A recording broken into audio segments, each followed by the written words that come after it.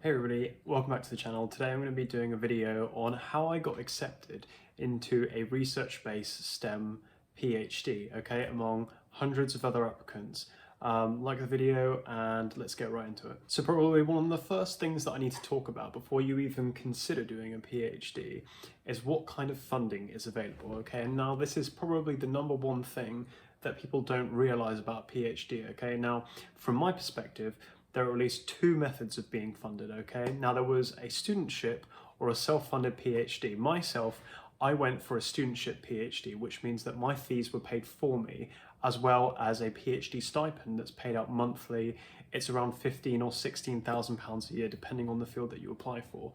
Although some people do go for a self-funded PhD, which is each to their own. You'll have to take out a doctoral loan if you're going through this process.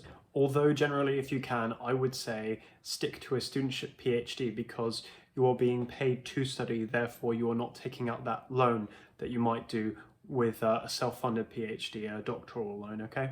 Okay, so the first tip that I would give for people looking to do a PhD is to have an informal chat with the supervisor, okay? Now the supervisor is going to be essentially your boss on the PhD. They're going to be your director of studies. They're going to be the person sitting on the other end of the table from you, supervising your research, okay? So the best thing I think that most people can do is to go out and have an informal chat with the supervisor. It does not hurt to shop around and have a look, just set up these video conferences and calls with a PhD supervisor and sit down and let them explain what the PhD is about, okay? And one of the things that I would recommend for you guys to do is to go out there and read the research of your supervisor. One of the things that I found that my supervisor really appreciated was that I had read his past 5 or 6 research papers, okay? And in the informal discussion, what I actually got to do was bring up his research in the informal chat, okay? And that way I create this dialogue where we had an exchange of information and ideas, and this really helped my chances for getting an interview on the PhD. So that's something to consider. Okay, so the second thing that I'm gonna say as my tip, or the way that I got onto my PhD, is to align your projects and experience to what the PhD is about, okay? Now, my PhD is in cybersecurity telecommunications, and I had previously done dissertations on this exact topic, so that when I was having a chat to my supervisor, when I was in the interview, I could make the connections between what I had done previously and what was going on in the PhD. And this made me more of a relevant candidate because that experience and that academic process of going through dissertations on studying that specific area. Now, one of the things that you might find is that not a lot of your projects have a lot of relevance to what you're maybe applying for. That way, you need to use your own discretion and find links between what you've done in your project and what might potentially be relevant to this research degree, okay? Okay, so the next thing is all about a mock PhD presentation. And this is something that probably a lot of people don't really understand about interview, a PhD process, okay? Now, when you apply for a PhD, there are going to be hundreds of applicants, okay? You've already researched around, you know what your funding is, you know through an informal chat with the supervisor, hopefully before the interviews start and the applications start, before you apply, hopefully you can go around and try and get some content together for your interview. Now, what my interview consisted of was a teleconference link where I was delivering a PowerPoint presentation over Zoom. And then afterwards, a panel of 3 experts were asking me questions based on my previous experience. Now, one of the things that you are going to need to do is a mock presentation, okay? You're going to build the PowerPoint slideshow and divide it up whatever way that you want to. Personally, I did 2 minutes per point, okay? Now, what I would do is I do a brief introduction, I tell them about myself, my experience, my projects, and then I get into research aims, you know, what I was planning on studying, how my personal research goals link into the project itself, okay? So what you essentially want to do is create a dialogue where you have several relevant experience-based projects that link to this PhD, and that's going to help your chances in the interview. Because PhDs can be so specific, one of the things that you might need to take into consideration is actually taking something that you have done and making it relevant to the PhD itself. You see, one of the things that you realize about a PhD is that when you undertake research in an area, it may not necessarily be an area of research that's been fully explored.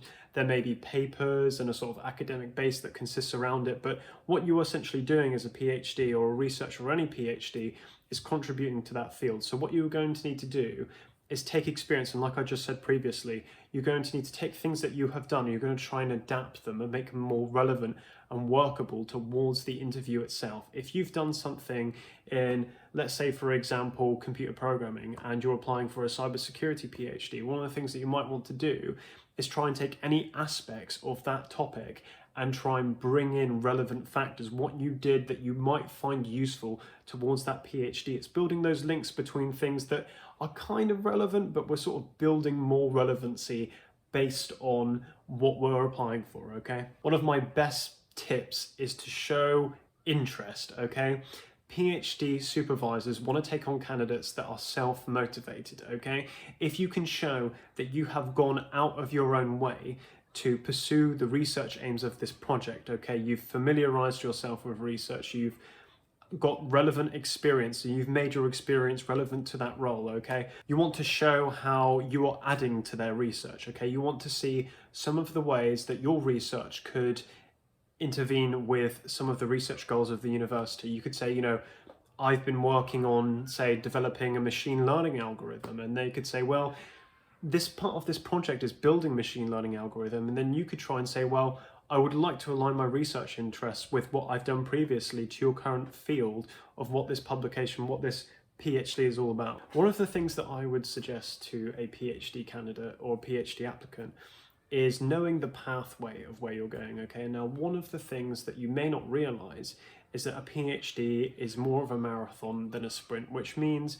that you're in it for the long haul. So having some idea of a pathway about what you could be potentially doing next, okay? What I'm trying to do here is getting you guys to frame yourselves in the position of, where am I going to be after this PhD? What do you want to do after? Because that is the way that we separate candidates from who is just starting the PhD as the next logical path. Watch my previous video if you haven't seen my thing about paths. But what I'm trying to say is that PhD interviewers want to see somebody who can see this PhD as a pathway towards the next step. Are you looking to get into teaching? Are you looking to get into research? Do you want to work in the industry?